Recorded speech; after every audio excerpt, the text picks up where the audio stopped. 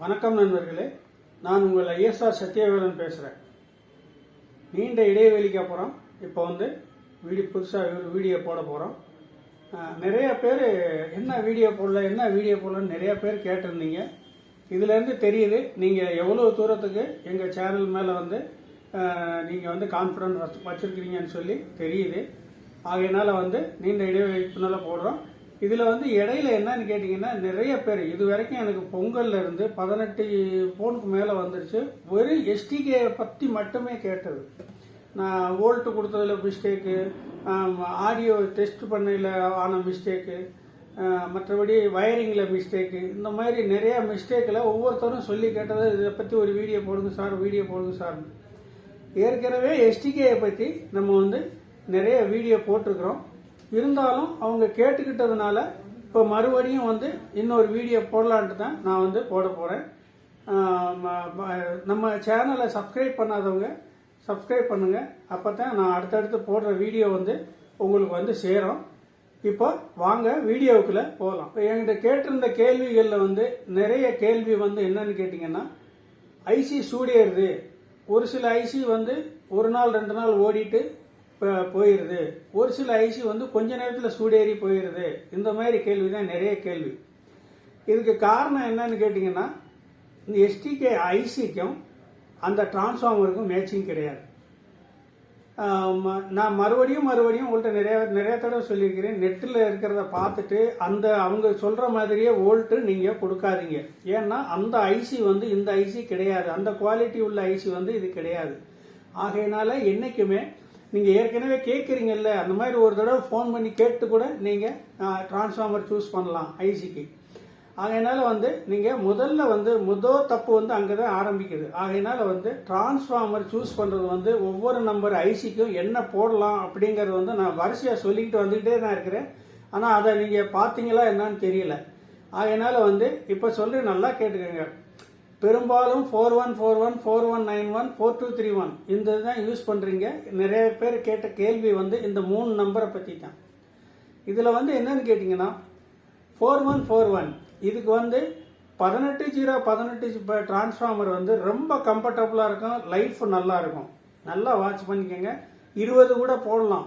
ஏன் 20 கூட போடலான்னு சில பேர் கேட்பாங்க. போடலாம், 20 போடலாம். 20-0-20, 18-0-18க்கு ரொம்ப வித்தியாசம் இருக்காது.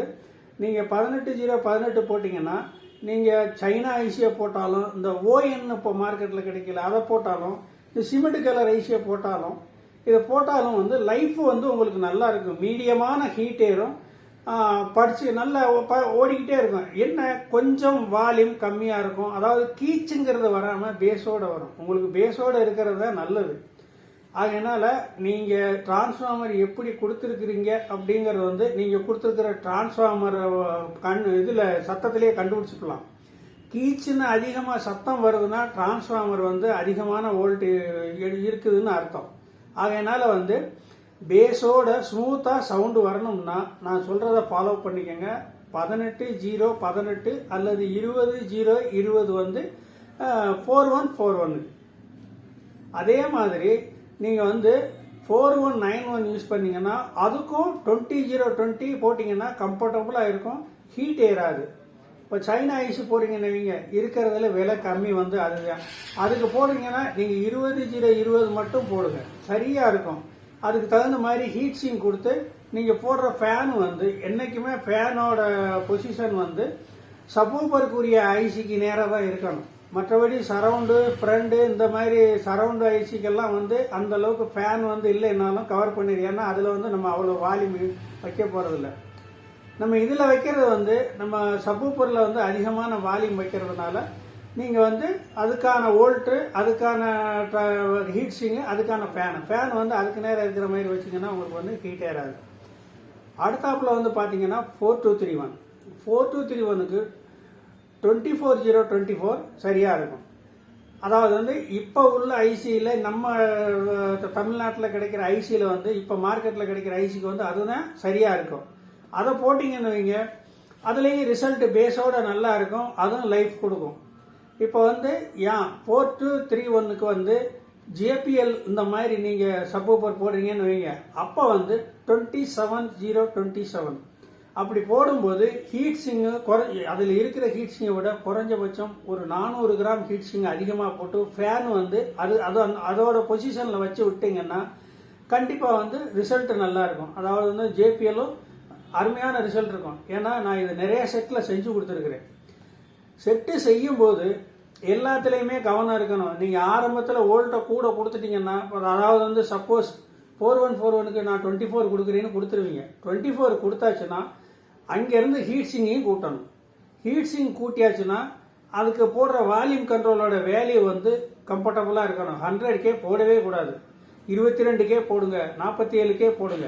அதாவது வந்து வால்யூம் வந்து ஷார்ப்பாக இருக்கும், கரெக்டாக இருக்கும், கத்தாமல். அதுக்கப்புறம் பார்த்தீங்கன்னா ஹீட் சிங்க்கு அப்புறம் ஃபேன். இதெல்லாம் வந்து ஹெவியாக இருந்தாக்கா நீங்கள் கொடுத்துருக்குற 24/0/24க்கு வந்து 4141 வந்து நீண்ட நாளைக்கு உழைக்கிறதுக்கு வாய்ப்பு இருக்குது. என்னை கேட்டால் நீங்கள் 24 போட வேண்டிய அவசியமே இல்லை. 20/0/20 பக்காவாக இருக்கும். அதை நீங்கள் போடலாம்.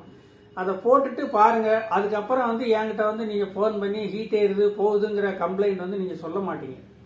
இதை ஃபாலோ பண்ணுங்கள். அடுத்தாப்புல 4191க்கும் அதே மாதிரி தான். அதுக்கு வந்து நீங்கள் 24/0/24 போட்டிங்கன்னா அதுக்கும் ஹீட் சிங்கை கூட்டணும். அதுக்கும் வந்து ஃபேன் வந்து அதுக்கு எதிர்த்தாப்புல வைக்கிற மாதிரி வைங்க. அதோட இது சரியாக இருக்கும். இன்னொரு விஷயம் என்னன்னு கேட்டிங்கன்னா, நீங்கள் இப்போ ப்ரீபோர்டு போடுறீங்க அல்லது பேஸ்டபிள் போடுறீங்க, தேவை இருந்தால் மட்டுமே நீங்கள் வந்து கெய்னர் போடணும்.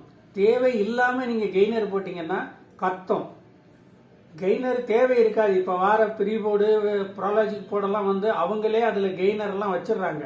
அதனால அதெல்லாம் தேவையில்லை. எல்லாம் போட்டு பார்த்துட்டு, அதாவது பென்ட்ரைவர், ப்ளூடூத்து எல்லாமே நீங்கள் செட்டை அசம்பிள் பண்ணிவிட்டு இப்போ சாங் போட்டு பார்த்துட்டு அந்த சவுண்டு தெரியும். இவ்வளவு வாட்ஸு அப்படிங்கும்போது இது இவ்வளவு தான் இருக்குங்கிறது ஒரு கணிப்பு இருக்கும். சவுண்டு ரொம்ப வச்சு உடைஞ்சி கத்துற அளவுக்கு வர்ற மாதிரி நீங்கள் வந்து கண்ட்ரோல் போடாதீங்க. அப்படி கண்ட்ரோல் 100K போட்டால் தான் அந்த மாதிரி வரும். அந்த மாதிரி போடாமல் டிரான்ஸ்ஃபார்மர் சொல்கிற டிரான்ஸ்ஃபார்மரை கரெக்டாக ஃபாலோ பண்ணி போட்டிங்கன்னா ஐசியோட லைஃப் இருக்கும். அதே மாதிரி கண்ட்ரோல் சொல்கிற மாதிரி போட்டிங்கன்னா சாங்ஸ் கேட்கறதுக்கு நல்லா இருக்கும். இதெல்லாம் ஃபாலோ பண்ணிக்கங்க. இன்னும் ஒரு சிலர் கேட்குற கேள்வி என்னன்னு கேட்டிங்கன்னா, இந்த ரெசிஸ்டன்ஸை எப்படி செக் பண்ணுறது, அந்த டிரான்சிஸ்டர் எப்படி செக் பண்ணுறது, ஐசியை எப்படி செக் பண்ணுறது அப்படின்னு நீங்கள் வந்து கேட்குறீங்க. ரொம்ப அனுபவம் உள்ளவங்களுக்கு தான் ஐசி ஷார்ட்டாக இருக்கான்னு மீட்டரில் வச்சு பார்க்க முடியும். அது எல்லா பின்னையும் செக் பண்ண முடியாது. அவங்க அந்த நம்ம ரொம்ப அனுபவமுள்ள டெக்னீஷியனுக்கு தான் அது தெரியும். நிறைய பேர் என்கிட்ட கேள்வி கேட்குறவங்கள யாருக்குமே ரெசிஸ்டன்ஸ் வேல்யூ கூட தெரியறதில்ல. அப்படி இருக்கும்போது நீங்கள் மீட்டரை வச்சு நான் எப்படி செக் பண்ணலான்னு கேட்டிங்கன்னா நான் உங்களுக்கு எந்த மாதிரி டீச்சிங் சொல்ல முடியும் சொல்லுங்கள் பார்ப்போம். அதனால் வந்து ரெசிஸ்டன்ஸ் வேல்யூ என்னன்னு தெரிஞ்சிருக்கிறவங்க மட்டும்தான் நீங்கள் வந்து அந்த போர்டை வந்து ரீகண்டிஷன் பண்ண முடியும். அப்படி இல்லைன்னா ஐசி சூடேறினாலோ ஐசி போயிடுச்சுன்னு உங்களுக்கு தெரிஞ்சாலோ இன்னொரு போர்டை தூக்கிட்டே நீங்கள் மாட்ட முடியும். Resistance value, condenser value, PF value இதெல்லாம் செக் பண்ண தெரிஞ்ச ஆளு, வேல்யூ தெரிஞ்சவங்க மட்டுமே அந்த போர்டை வந்து ரீகண்டிஷன் வந்து பண்ண முடியும். இல்லைன்னா பண்ண முடியாது.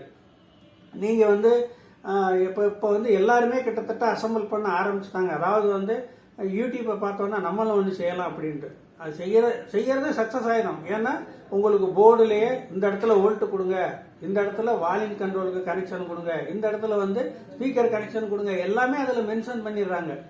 நீங்கள் வந்து டிரான்ஸ்ஃபார்மர் தேர்வு செய்கிறது, டிரான்ஸ்ஃபார்மர் அளவு மட்டும் அதுலேயும் அளவு போட்டிருக்காங்க. 24 வோல்ட் கொடுங்கன்னே போட்டிருக்காங்க. ஆனால் அதை பார்த்துட்டு நீங்கள் 30/30 டிரான்ஸ்ஃபார்மர் எத்தனையோ பேர் போட்டிருக்கிறீங்க.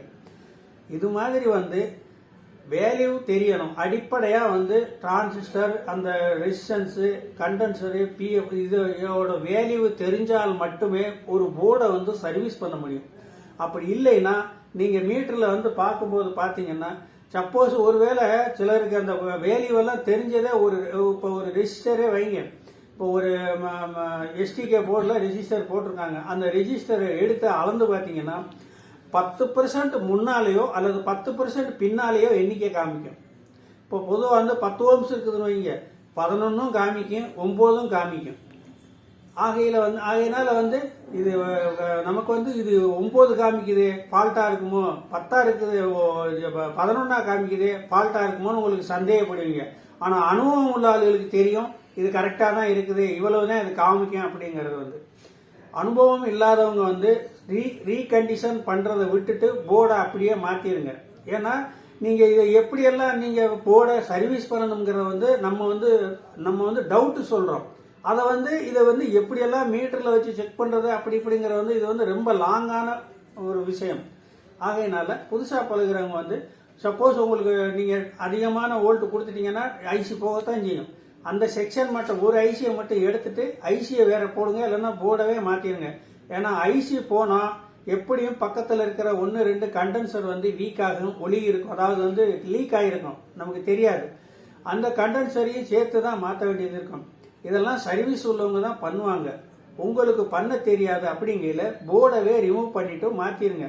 நீங்கள் ஐசி மாற்றுறதுக்கும் போர்டு மாற்றுறதுக்கும் 100-150 ரூபா வித்தியாசம் வரும். அதனால இதை மாற்றிட்டீங்கன்னா உங்களுக்கு வந்து ரிப்பேர் வந்து நான் நல்லபடியாக முடிஞ்சிடும். அதனால இதை ஃபாலோ பண்ணுங்க. இது வரைக்கும் நான் சொன்னது எல்லாமே நான் என்னோட அனுபவபூர்வமாக தெரிஞ்சுக்கிட்டது. இப்போ எஸ்டிகேயை பற்றி கேட்டிருந்தவங்க எல்லாருமே இப்போ இதை நீங்கள் பார்ப்பீங்கன்னு நினைக்கிறேன். இதை பார்த்துட்டு இதே மாதிரி ஃபாலோ பண்ணுங்க. முதல்ல வந்து நீங்கள் செட்டை அசம்பிள் பண்ண போகையில் நம்ம இந்த ஐசி தான் போட போகிறோம், இந்த டிரான்சிஸ்டர் தான் போட போகிறோம், இந்த பெட்டு தான் போட போகிறோம்னு முடிவு பண்ணதுக்கு அப்புறம் அதுக்கு அடுத்தாப்புல டிரான்ஸ்ஃபார்மரை சூஸ் பண்ணுங்க. நீங்கள் டிரான்ஸ்ஃபார்மரை வாங்கி வச்சுக்கிட்டு இதுக்கு என்ன வாங்கலாம்னு சொல்லி சூஸ் பண்ணவே கூடாது. சரிங்களா? அதே மாதிரி கண்ட்ரோலும் அதே மாதிரி. கெப்பாசிட்டர் வந்து 10 MFT, அதாவது 10,000 MFT கெப்பாசிட்டர் வந்து இப்போ நார்மலாக எல்லாரும் யூஸ் பண்ண ஆரம்பிச்சிட்டாங்க. நீங்கள் அப்படி பண்ணவே கூடாது. அதாவது வந்து 4141 போட்டு 20-20 போடுறீங்களா, 5,000 MFT போடுங்க, சரியாக இருக்கும். 5,000 MFT 2 போடுங்க, சரியாக இருக்கும். கிட்டத்தட்ட இப்போ என்னன்னு கேட்டிங்கன்னா லோ பட்ஜெட்டில் 5.1 அசம்பிள் பண்ணுறதுக்கு வந்து அந்த கண்டென்சரே போதும். நம்ம ஒரு 500 வாட்ஸை தாண்டுது செட்டு அப்படிங்கும்போது நீங்கள் வந்து 10,000 MFT கெப்பாசிட்டர் போடலாம். அதுக்கு முன்னால் வந்து நீங்கள் சின்ன சின்ன ஆம்புக்கெல்லாம் வந்து நம்ம அது போட்டோம்னா அது ஒரு சில அம்மிங்கு, ஒரு சில நாய்ஸுகள் வர்றதுக்கு வந்து அதுவும் ஒரு காரணமாக இருக்குது. அதனால இப்போ நான் இதுவரை சொல்லியிருக்கிறத எஸ்டிகேயில் வந்து இதெல்லாம் ஃபாலோ பண்ணிங்கன்னா மேக்சிமம் ஐசி போகிறத தவிர்க்கலாம். மற்றபடி சில நேரங்களில் நம்ம புதுசாக 2 ஐசி வந்தோம்னா அதில் வர்றப்பவே ஒரு 1-2 ஐசி வேலை செய்யாது. இதில் மார்க்கெட்டில் வந்து ஓஎன் அப்படின்னு சொல்லி ஒரு ஐசி வருது. அது வந்து விலை கூட, நம்ம சாதாரண ஐசியை விட விலை கூட.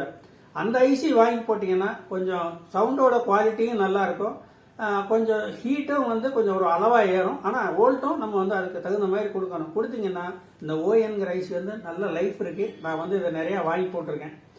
அதனால் நான் இது வரைக்கும் சொன்னதெல்லாம் நான் வந்து அனுபவத்தில் சொன்னது. அதனால் இதை ஃபாலோ பண்ணிக்கிட்டு எஸ்டிகே ப்ராப்ளத்திலேருந்து நீங்கள் வந்து நீங்கள் செய்கிற செட்டை வந்து காப்பாற்றிக்கோங்க. மீண்டும் இன்னொரு வீடியோவில் சந்திக்கலாம். அதுவரை வணக்கம். உங்கள் ISR சத்யவேலு.